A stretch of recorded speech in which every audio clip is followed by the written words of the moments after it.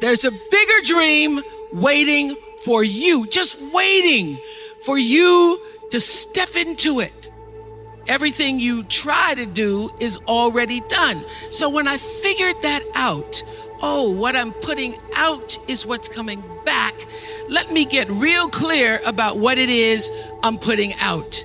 Real clear. So I read a book about 1989 called Seed of the Soul. And in that book, Gary Zukav talked about the laws of karma, of the laws of cause and effect, the third law of motion.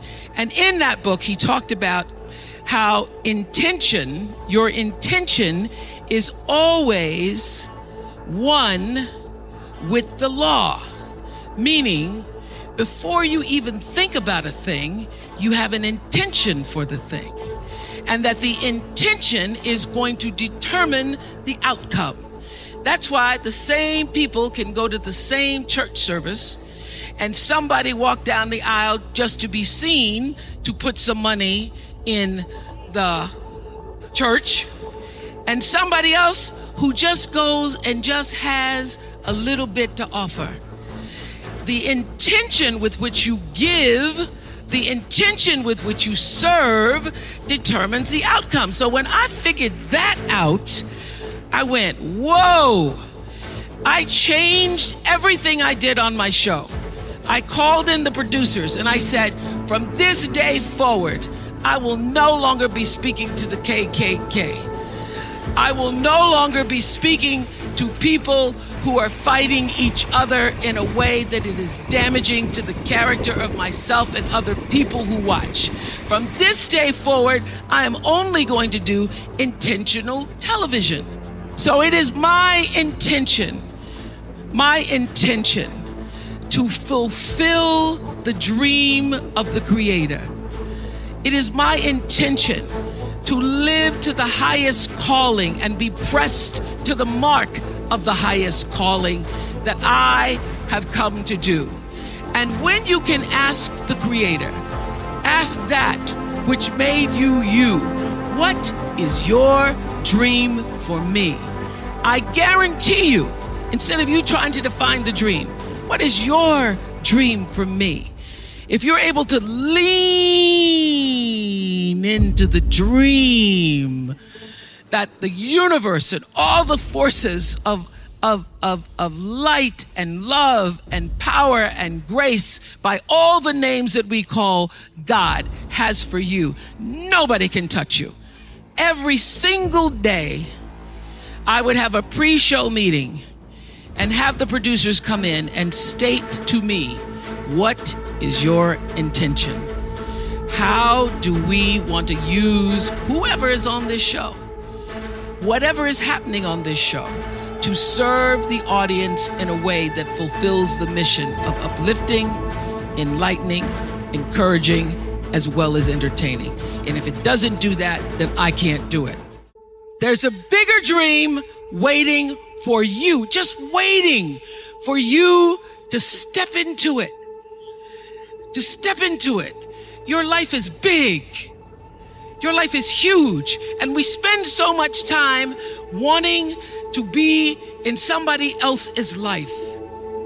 And you don't get honored, you don't get revered, you don't get celebrating wanting what somebody else has, because that which created you, divine intelligence that dreamed you from before your ancestors ever knew they would become your ancestors, that which dreamed the seed of you, wants you to know how special, how wondrous, how mysterious, how complex, how glorious, how phenomenal you are.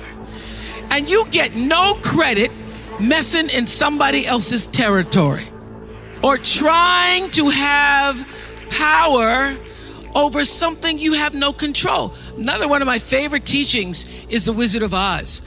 When the Wicked Witch of the West says, go away from here because you don't have any power here, you have no power in any territory other than your own. Oh, but you are the master of that. You get to be the master of your own fate.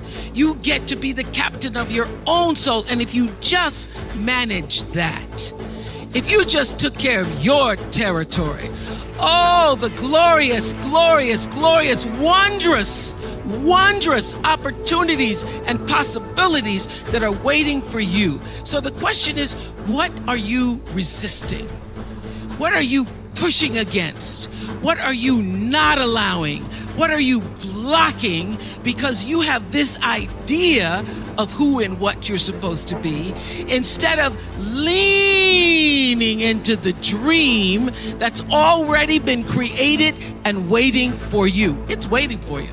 And the second, it's an instant thing. It's a shift in the way you see yourself and the power from which you have come. I went through some tough times after I left the Oprah show. I made a conscious decision that when I felt I had said all that I could say and the audience had heard it, that I would move on and that I would not spend my life regretting or trying to hold on to what used to be or hold on to what I had.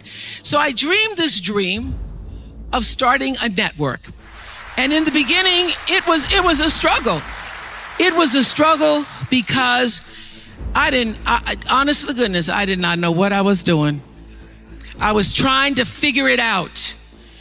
I thought that the Oprah show audience would follow us to OWN. And then I realized y'all didn't have cable.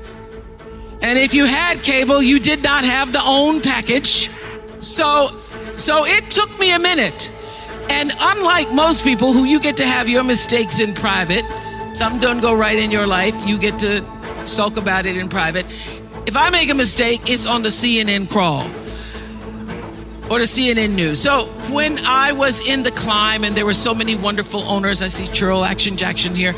There were so many wonderful owners, people who said, oh, we're going to stand with you. We're going to stand by you. Thank you, Roland Martin. There were so many people who said, listen, we believe that this can happen. So I dreamed the dream along with Tyler Perry, who was my friend, who came to me and said, Tyler said, I'm going to help you out because Tyler can go home and write a script and direct it, produce it, and shoot it, and do it for less money than anybody in Hollywood. So we started with the foundation of have and have nots. If loving you is wrong, love thy neighbor, Mama Hattie. And then I started to dream another dream about scripted television, because in the beginning I was told you couldn't do it. You couldn't do it, didn't have enough money to do it. And I dreamed the dream. I read Proverbs 11:28 that says, those who trust in their riches will fall, but the righteous will rise and thrive like a green leaf.